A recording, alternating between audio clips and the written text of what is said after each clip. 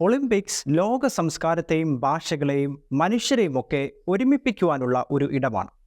എന്നാൽ ഇങ്ങനെയുള്ള ഒരു പരിപാടിയിൽ ദൈവത്തെ നിങ്ങൾ അവഹേളിച്ചാൽ, ദൈവത്തെ നിങ്ങൾ നിന്ദിച്ചാൽ, നീതിയുള്ള ന്യായാധിപതിയായ ദൈവം അവിടെ പ്രവർത്തിക്കും. പാരീസ് ഒളിമ്പിക്സ് അതിനൊരു മികച്ച ഉദാഹരണമാണ്. എന്ത് അവഹേളനമാണ് ഒളിമ്പിക്സിൽ നടന്നത്? ഒളിമ്പിക് ഉദ്ഘാടന ചടങ്ങിൽ നിന്നുള്ള ഒരു രംഗത്തിൽ ദ ലാസ്റ്റ് സപ്പറിൻ്റെ അഥവാ യേശുവിൻ്റെ അന്ത്യ അത്താഴത്തിൻ്റെ പ്രശസ്തമായ പെയിൻറ്റിംഗ് പുനർനിർമ്മിക്കപ്പെടുന്നു. എന്നാൽ യേശുവിന് പകരം പൊണ്ണത്തടിയുള്ള ഒരു സ്ത്രീയെ അവിടെ ഇരുത്തുന്നു.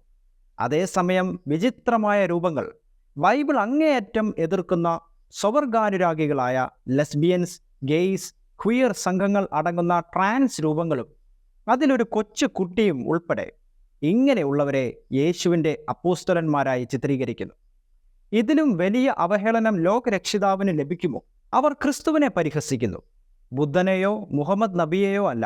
പൈശാചിക പരിഹാസം ഇതൊരു വിനോദമല്ല, അത് പൈശാചികതയിലേക്കുള്ള തുറന്ന വാതിലാണ്. പൈശാചിക അജണ്ട സാധാരണ നിലയിലാക്കുവാനാണ് അവർ ശ്രമിക്കുന്നത്.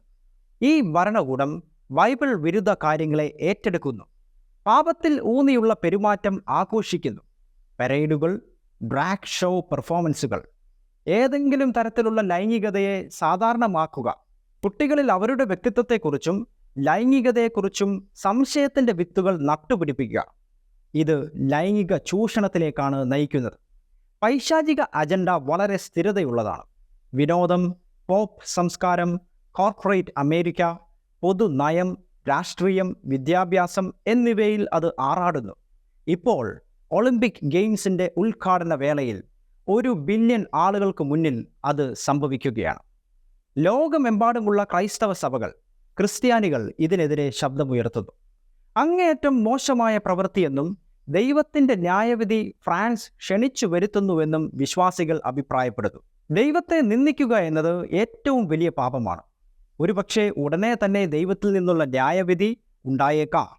പാരീസിൽ എന്താണ് തുടർന്ന് സംഭവിച്ചത്?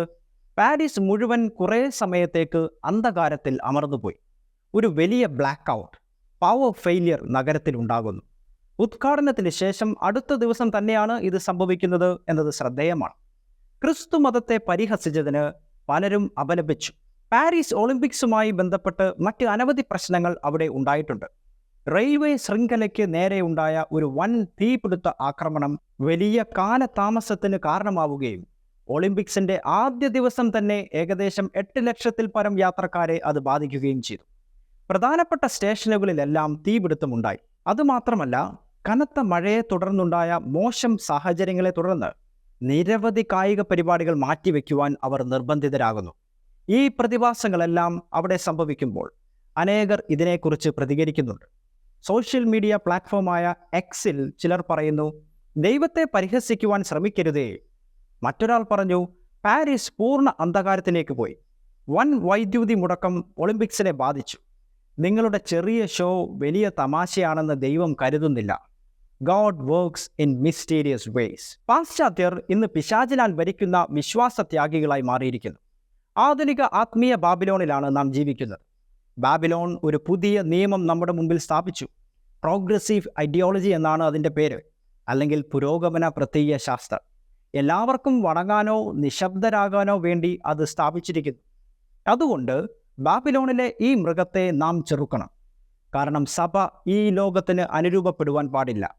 നന്മയും പ്രസാദവും പൂർണ്ണതയുമുള്ള ദൈവഹിതം ഇന്നതെന്ന് തിരിച്ചറിയേണ്ടതിന് മനസ്സ് പുതുക്കി നാം രൂപാന്തരപ്പെടണം. ഈ പോരാട്ടം ശാരീരികമായ പോരാട്ടത്തെക്കാൾ ആത്മീയമായ പോരാട്ടമാണ്. ഇതിനെതിരെ സോഷ്യൽ മീഡിയയിൽ പോസ്റ്റിട്ടും വീഡിയോ ഷെയർ ചെയ്തും മാത്രം നമുക്ക് ഈ യുദ്ധം ജയിക്കാനാവില്ല. പ്രാർത്ഥനയിലേക്കും ഉപവാസത്തിലേക്കും ആത്മാക്കളെ നേടുന്നതിലേക്കും നാം തിരിച്ചു വരണം. പൈശാചിക ഭരണകൂടങ്ങൾക്കെതിരെ നാം ആത്മമണ്ഡലത്തിൽ ഒരു നിലപാട് സ്വീകരിക്കേണ്ടതുണ്ട്. പൗലോസ് അപ്പോസ്തലൻ പറയുന്നത് പോലെ നാം ദൈവത്തിൻ്റെ സർവായുധവർഗം ധരിക്കണം.